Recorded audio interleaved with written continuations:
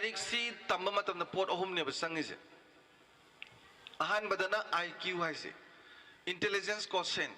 अखोना like तकी फंगिब ज्ञान सिगुम मयाम सिना like की ज्ञान मयाम सिना IQ इंटेलिजेंस क्वेश्चन का अदुगा EQ है से इमोशनल क्वेश्चन है जिनने थमोय की मरी ngसागी mamaga mapaga naksinna leiba mapaga maga yam nungsinaba maboka maboka sebaga tawdana loi chana chinaba manne gi makura gi loi naksinna ga nungsina leiba je masida mana leiba thamoi gi mari je masi adum maintain tawdana leiba ngamadine imung du yam nungai neba aduna maramoidana imung dagi adumaina haurak panina ne hauren school da june mamanaba ka ge tinaba yam nungsina tinaneba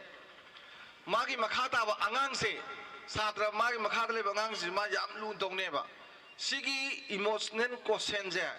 मसी like Tuga लोइना न चलन गदबने अदुगा अमना social question समाज गय थबक सिंग जु यहन गदबा से club की थबा म तौसी हैना आई कनाम थोम दोंग मानदे आई खनमदा होइका कनाम थोंगना दमने अंगांग like तमे पाखंग लै साबि म्याम गजे सिदा सोशल सर्विस तौसी गाय कनाम थोला मोय होजिने मना फंगिबा लाइक फबदा सेकेंड तारे फर्स्ट तारे 10% ने अदुनी हाय दो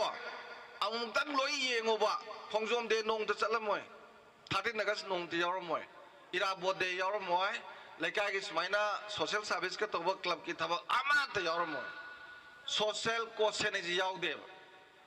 अदुगा इमोशनल क्वेश्चन जु यावरोयबा